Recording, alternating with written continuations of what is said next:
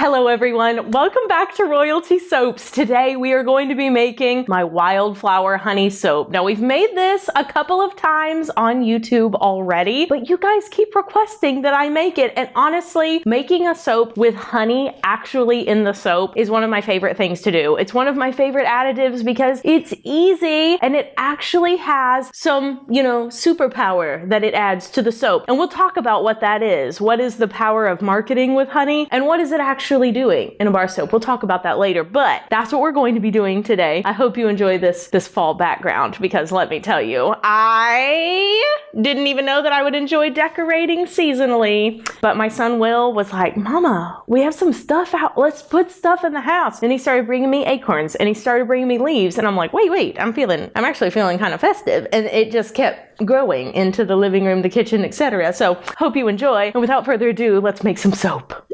Let's begin by adding our honey into our oils. Here is our wildflower local honey. It smells so gorgeous, like a beautiful floral bouquet mixed with really like sticky sweet sugar. Now, honey has a lot of amazing beneficial properties, both for your skin, for your general health by consuming it, but will its amazing properties carry over into a finished bar of soap? And the answer is, I doubt it. The process of saponification with something as alkali as lye is very harsh. Gonna add some kale and clay in to our oils as well, and I'm gonna blend this up. So do I think all of those like antibacterial properties carry over into soap? The answer is probably not. There's some great marketing from other companies that like to make a lot of claims about honey in their soap and all the properties thereof, but do those properties actually make it out of the very harsh saponification process? I doubt it, and I don't make any claims about it. What I will tell you is that honey has a lot of sugar in it, and sugar helps your soap make really luxurious bubbles, and that is a fact. So best case scenario, maybe some of those beneficial properties of honey happen to survive that extremely harsh alkali environment while it's going through saponification. Worst case scenario, we're still getting some extra bubble boosting because of the honey. So let's blend this up until there's no clumps.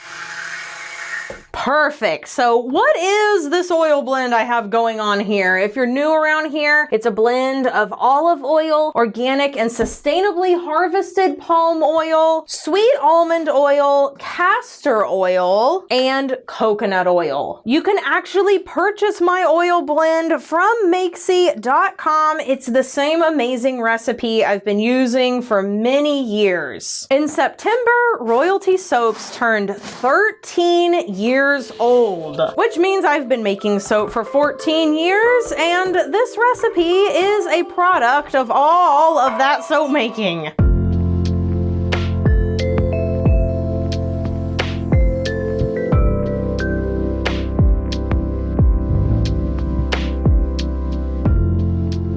I also have my recipe available for free down in the description box below in case you would like to purchase all of those oils separately and mix it up yourself. I do not have a Patreon, and I don't have any paid content / tutorials. Everything I do is available here on YouTube for free to anyone who wants it. I don't like to gatekeep my recipes or process, and I don't want to create a paywall so that only people who pay to see it get to see it. I have said I'm very committed to staying off of Patreon and staying on YouTube. If you want to support the free content, you can watch an ad or something, but I'm not going to make you pay monthly just to watch soap making videos. That's not really my style. And this honey soap has been around for quite some time. I've made little tweaks, but the proprietary fragrance oil has been the same for years, and it routinely sells out every single time I make it. Into this container, I'm adding a little bit of titanium dioxide and a little bit of this light gold.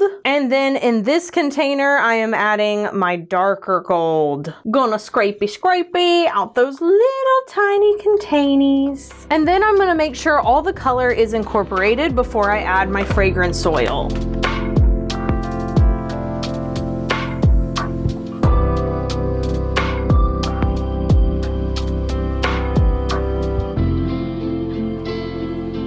Those look amazing. So now I'm gonna add my fragrance oil. And maybe some of you are wondering, now listen, sister, why are you making a honey soap for Christmas launch? And I'll tell you this. Here's a little secret I have learned from many years of making and selling soap.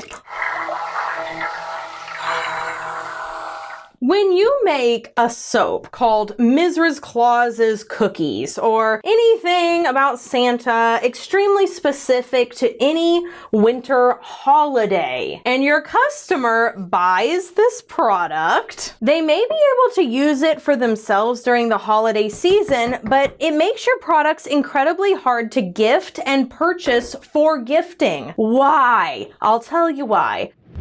Because when does Santa Claus and the Sugar Plum Fairy become irrelevant? If you said December 26th, literally the day right after Christmas, you're correct. So making a bunch of soaps with names like that and extremely wintry themes, those are already out when it comes to consumer interest the day after Christmas. They don't have a lot of longevity. Fragrances and product themes like peppermint are a little more evergreen because you can easily gift a bar of peppermint soap on the 25th and it still has relevance well into January. Likewise, honey is relevant at all times. Lavender is relevant at all times. Vanilla is relevant at all times. Therefore, making these soaps much easier for people to buy for gifts for loved ones. Just gonna pat this down real quick, make sure that my end pieces have as much soap as the middle. Honestly,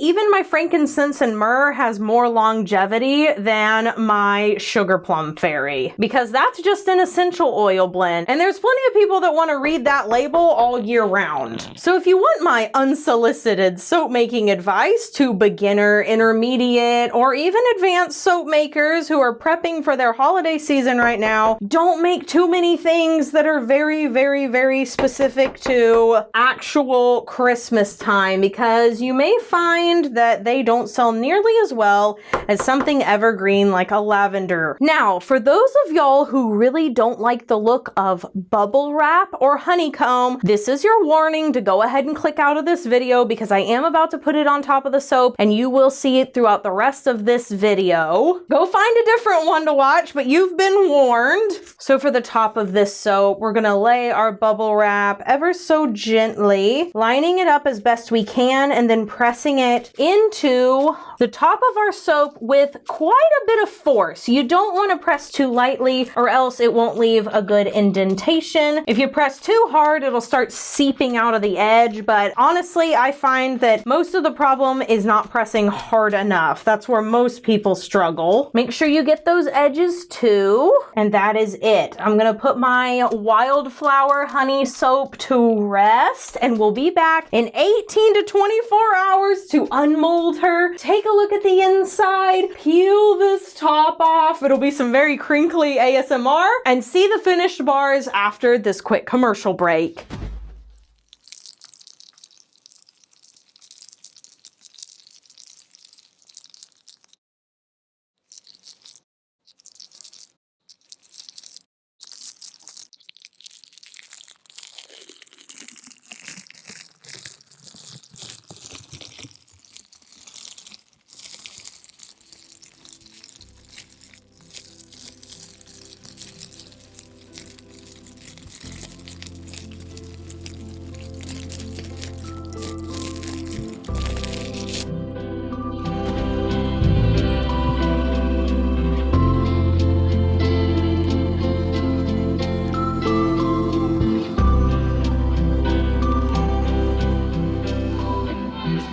These look beautiful the next day and the honey smell is super strong. There is a reason why this is one of my best sellers in every product category. It smells like real honey. Just gonna line that up with my good speed cutter, press down gently, pull one out from the middle. This is what it looks like on the inside, a beautiful blend of honey. I cannot wait to get my Winnie and Walt splitter because I know know that it will be even more perfect. I love the Winnie and Walt mold. I will leave you guys links for that down below. If you make soap in slab molds, they are so fantastic. And I never get sick of the color of this soap. Every single time I sell out super fast. So I'm trying to figure out a way to keep these in stock all the time, like just make them every single month because people just love them so much. Another soap done in our winter fables collection, and I'm really loving the way this is all coming together. I can't wait to show you guys all the soaps in their boxes. They're gonna be super duper cute and they'll look so collectible in all their little boxes. Caleb and I took so long making those. We painstakingly measured our soaps. These are not like pre-made boxes that we got from a supplier. We have had to measure and custom order them to exactly the right size. And I think you guys are gonna love them. We already have so much positive feedback on this new bar size. I'm super, super glad that we made the switch and that you guys are already excited about it. Last little bar here, and question of the day. Are you excited to see me making our frankincense and myrrh soap? It's one of my most watched videos routinely every single year, and I am so excited to make it. Well, here it is, the Wildflower Honey Soap cut into our new size that is much easier to hold in your hand. Just so, oh my gosh, I wish I could smell a vision, you guys, the fragrance of this bar, because it smells like real honey. If you go read the reviews on our website for this particular fragrance, because I do have it in a shampoo bar and a conditioner bar as well, you will see the consensus is clear. The votes are in. Everybody thinks this smells like real honey. So if you like the smell of honey, you find that warm and comforting, it's really perfect for autumn. It will be available November 1st with the rest of our winter fables collection right before the holiday season so that you guys can have all of these bars in your bathrooms and kitchens. And we will have a Christmas soap bundle available per usual for a little bit of a discount. I hope you guys do something fun for yourself today, whether that is going out with friends to, I don't know, eat Mexican food. Or purchasing the exclusive 𝘬𝑗𝑎 X Lola blankets. Listen, let me just, a little sidetrack here. I didn't know that a soft blanket could be such a powerful movement for good in my life. Everyone loves it. Case in point, Basil. Are you biscuit making on the Lola blanket? I bet I can get you guys a reward style link for that. I will leave it down below if I can, because when they say it's the softest blanket in the world and you can wash it without it getting that nasty pilly thing, I'm so glad I went ahead and made the investment because literally everyone in the house is obsessed with it, including my cat. Unnecessary sidetrack, but you guys know I love to yap. Just do something fun for yourself, whatever that is. You know I don't actually care, and I will see you all in the next video. So until then, bye for now. Meow.